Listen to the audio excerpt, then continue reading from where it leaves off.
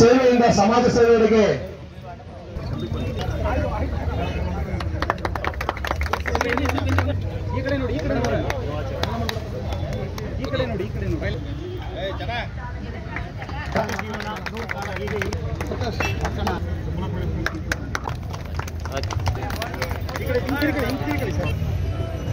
ಮತ್ತೆ ಈ ಒಂದು ಕಾರ್ಯಕ್ರಮಕ್ಕೆ ಆಗಮಿಸತಕ್ಕಂಥ ಮಾಡ್ತಿರ್ತಕ್ಕಂತಹ ಹಾಗೂ ಮತ್ತು ಕಾರ್ಯಕ್ರಮಕ್ಕೆ ಪ್ರದೀಪ್ ಅವರು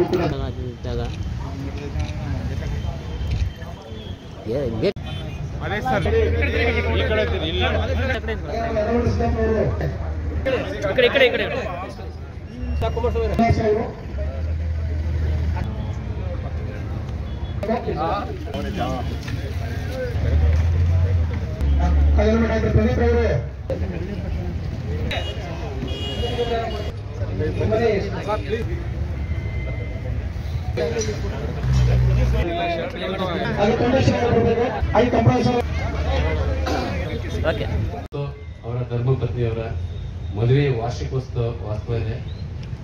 ಅವರ ಆರಾಧ್ಯ ದೈವ ಮಹದೇಶ್ವರ ಮತ್ತು ಈ ನಾಡಿನ ಹರಿದೇವತೆ ಚೌಡೇಶ್ವರ ತಾಯಿ ಮತ್ತು ಗುಂಜಾರಸಿಂಹ ಸ್ವಾಮಿಯವರು ಅವರಿಗೆ ಒಳ್ಳೆಯ ಆರೋಗ್ಯ ಐಶ್ವರ್ಯ ಕೊಟ್ಟು 100 ವರ್ಷ ಸುಖವಾಗಿರಲಿ ಅಂತ ಹಾರೈಸ್ತಾ ಒಂದು ಮಾತಿದೆ, ಹಣಕ್ಕಾಗಿ ಸೇವೆ ಮಾಡಬೇಡ, ಸುದ್ದಿಗಾಗಿ ಸೇವೆ ಮಾಡಬೇಡ, ಸದ್ದಿಲ್ಲದೆ ಸೇವೆ ಮಾಡು, ಆ ಪರಮಾತ್ಮ ಮೆಚ್ತಾನೆ ಅನ್ನೋರಿಗೆ. ಮಹದೇಶ್ವರ ಸೇವೆ ಯಾವತ್ತೂ ಸುದ್ದಿಗಾಗಿ ಮತ್ತು ಹಣಕ್ಕಾಗಿ ಅಲ್ಲ. ಅವರು ಸೇವೆಯನ್ನ ಕಾಯಕ ಎಂಬಂತೆ ಮಾಡ್ತಾರೆ. ಪ್ರತಿಯೊಂದು ಸೇವೆಯಲ್ಲಿ ನೋಡಿ, ಈಗ 1200 ಅನಾಥ ಶವಗಳನ್ನ ಅವರು ಮುಕ್ತಿ ಕೊಟ್ಟಿದ್ದಾರೆ ಅಂತಂದ್ರೆ ಅದು ಸಾಮಾನ್ಯವಾದ ಕೆಲಸ ಅಲ್ಲ. ಒಂದು ಮನೆಯಲ್ಲಿ ಒಂದು ಸಾವಾಯ್ತಂದ್ರೆ ಎಷ್ಟು ಕಷ್ಟ ನಷ್ಟ ನೋವುಗಳಿರುತ್ತೆ. ಆದ್ರೆ ಇವರು 1200 ಅದು ಮತ್ತು ಅದಕ್ಕಿಂತ ಹೆಚ್ಚಿನ ಅನಾಥ ಶವಗಳಿಗೆ ಮುಕ್ತಿ ಕೊಟ್ಟಿದ್ದಾರೆ. ಯಾವುದೇ ಒಂದು ಜಾತಿ ಧರ್ಮ ಮತ್ತು ಜನಾಂಗದಲ್ಲಿ ಒಬ್ರು ಸತ್ಬಿಟ್ಟ ಅಂತಂದ್ರೆ ಅವ್ನ ಮುಕ್ತಿ ಹೊಂದಬೇಕಾದ್ರೆ ಅವ್ನಿಗೆ ಅಂತಿಮ ಸಂಸ್ಕಾರ ಅನ್ನೋದು ಬಹಳ ಮುಖ್ಯ. ಯಾವನಿಗೆ ಅಂತಿಮ ಸಂಸ್ಕಾರ ಸಿಗಲ್ವೋ ಅವ್ನ ಮುಕ್ತಿ ಹೊಂದಲ್ಲ ಅನ್ನೋ ಒಂದು ಮಾತಿದೆ. ಆ ಮುಕ್ತಿಯನ್ನ ಹೊಂದಿಸಿ ಅವರ ಜೀವನವನ್ನ ಪುನೀತವಾಗಿ ಮಾಡುವಂತ ಅದ್ಭುತವಾದಂತ ಪವಿತ್ರವಾದ ಕೆಲಸವನ್ನ ಮಹದೇಶ್ವರ ಮಾಡ್ತಿದ್ದಾರೆ. ಅದರಂತೆ ಮೊನ್ನೆ ಚಾಲಕರಿಗೆ ಲೈಫ್ ಜಾಕೆಟ್ ಗಳನ್ನ ಕೊಟ್ಟರು ನೋಡಿ. ಅದಂತ ಒಳ್ಳೆಯ ಕೆಲಸ ಒಂದು ನಮ್ಮ ಮುಂದೆನೆ ಆಗಿರೋದು ಅಂತಂದ್ರೆ, 2 ದಿನಗಳ ಹಿಂದೆ ಒಬ್ರು ಬ್ರಿಡ್ಜ್ ಮೇಲಿಂದ ಬೀಳ್ತಾರೆ. ಬಿದ್ದಂತವ್ರನ್ನ ಆ ತೆಪ್ಪ ಚಾಲಕರು ಕಾಪಾಡಿ ಆಸ್ಪತ್ರೆಗೆ ಸಾಗಿಸುವಂತ ಕೆಲಸ ಮಾಡ್ತಾರೆ. ಆವತ್ತು ಅವ್ರು ಕೊಟ್ಟ ಲೈಫ್ ಜಾಕೆಟ್ ಇನ್ನೊಬ್ಬರ ಜೀವನವನ್ನ ಅತಿ ಶೀಘ್ರವಾಗಿ ಕಾಪಾಡ್ತು. ಅದರ ಅತ್ಯಂತ ಒಳ್ಳೆಯ ಕೆಲಸ ಅದು ಪ್ರತಿಫಲಿಸ್ತಂದ್ರೆ ಅದು ನೇರವಾಗಿ ಮಹದೇಶ್ವರ ಸಲ್ಲಿಸಬೇಕಾದ್ರೆಲ್ಲ. ಅಂತೆ ಈ ದಿನ ಈ ಆಟೋ ಚಾಲಕರಿಗೆ ಏನು ಬಟ್ಟೆನ ಯೂನಿಫಾರ್ಮ್ನ ಕೊಡ್ತಿದ್ದಾರೆ, ಇದು ಅತ್ಯಂತ ಒಂದು ಉತ್ತಮವಾದ ಕೆಲಸ. ಅವರು ಉತ್ತಮ ಸೇವಕರ ಜೊತೆಗೆ ಸಮಾಜದಲ್ಲಿ ಇನ್ನೂ ಜವಾಬ್ದಾರಿಯುತ ಮತ್ತು ಒಳ್ಳೆ ನಾಗರಿಕರನ್ನ ಮತ್ತು ಸೇವಕರನ್ನ ರೆಡಿ ಮಾಡ್ತಾ ಇದ್ದಾರೆ ಅಂತ ಅರ್ಥ. ಯಾಕಂತಂದ್ರೆ ಯೂನಿಫಾರ್ಮ್ ಕಾಕಿ ಬಟ್ಟೆ, ನಾವು ಕಾಕಿ ಬಟ್ಟೆ ಹಾಕ್ತೀವಿ, ನೀವು ಕಾಕಿ ಬಟ್ಟೆ ಹಾಕ್ತೀರಾ, ಬೇರೆ ಸರ್ಕಾರಿ ಸೇವೆಯಲ್ಲಿರುವಂತವ್ರು ಕಾಕಿ ಬಟ್ಟೆ ಹಾಕ್ತಾರೆ. ಕಾಕಿ ಬಟ್ಟೆ ಉದ್ದೇಶ ಸೇವೆ, ಸಮಾಜಕ್ಕೆ ನಿಷ್ಕಲ್ಮಶವಾದಂತ ಸೇವೆಯನ್ನು ಸಲ್ಲಿಸಬೇಕು. ನೀವು ಎಲ್ಲ ಜನರಂತಲ್ಲ, ಈಗ ಕಾಕಿ ಬಟ್ಟೆ ಹಾಕೊಂಡಿದ್ರಂದ್ರೆ ನಿಮ್ಮ ಮೇಲೆ ಒಂದು ರೆಸ್ಪಾನ್ಸಿಬಿಲಿಟಿ, ಒಂದು ಜವಾಬ್ದಾರಿ ಬರುತ್ತೆ.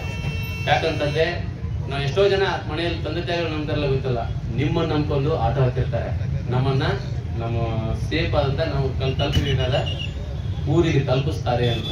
ಸೊ ಅವರು ಅನ್ಕೊಂಡಂತೆ ತಲುಪಬೇಕಾದ್ರೆ ನಿಮ್ಮ ಸೇವೆ ಅತ್ಯಂತ ಮುಖ್ಯವಾದ್ದು. ಯಾಕಂದ್ರೆ ನಿಮ್ಮಲ್ಲಿ ಲೈಸೆನ್ಸು, ಇನ್ಸೂರೆನ್ಸ್, ಇತರೆ ದಾಖಲಾತಿಗಳು ಇತ್ತು ಅಂತಂದ್ರೆ ಅವ್ರು ಅನ್ಕೊಂಡು ಹತ್ತಿದ್ದಕ್ಕೆ ಅತ್ಯುತ್ತಮ. ಅದಕ್ಕೋಸ್ಕರನೇ ನೀವೊಬ್ರು ಆಟೋ ಚಾಲಕ ಅಂತ ಎಲ್ಲರೂ ಗುರುತಿಸಿ ನಿಮ್ಮ ಒಂದು ಜವಾಬ್ದಾರಿನ ಅರಿಲಿ ಅಂತ ಈ ಮಹದೇಶ್ ಅವರು ಅವರ ಸೇವೆಯನ್ನು ಸಲ್ಲಿಸಿದ್ದಾರೆ. ನಿಮಗೆ ಯೂನಿಫಾರ್ಮ್ನ ಕೊಟ್ಟಿದ್ದಾರೆ. ಅವರ ಸೇವೆಗೆ ನೀವು ಒಂದು ಬೆಲೆ ತರಬೇಕಂತಂದ್ರೆ ಎಲ್ಲರೂ ಯೂನಿಫಾರ್ಮ್ನ ಧರಿಸಿ ಇಟ್ಕೊಳ್ಳಿ.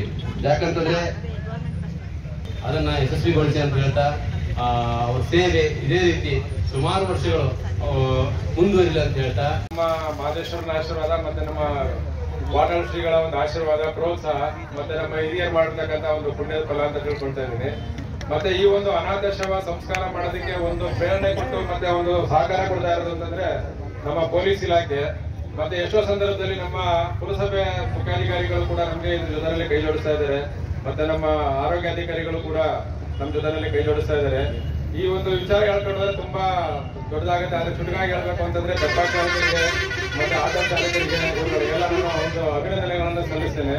ಯಾವುದೇ ಒಂದು ಅನಾಕ್ಷವಾಸಿ ಇದ್ರೆ ಅದನ್ನ ನೀರಿನಿಂದ ತೆಗಿಬೇಕಾದ್ರೆ ದಬ್ಬಾಳ ಚಾಲಕರು ಅವಶ್ಯಕತೆ ಇರ್ತದೆ. ಅವರ ಒಂದು ಸೇವೆ ತುಂಬಾ ಅಮರವಾದದ್ದು.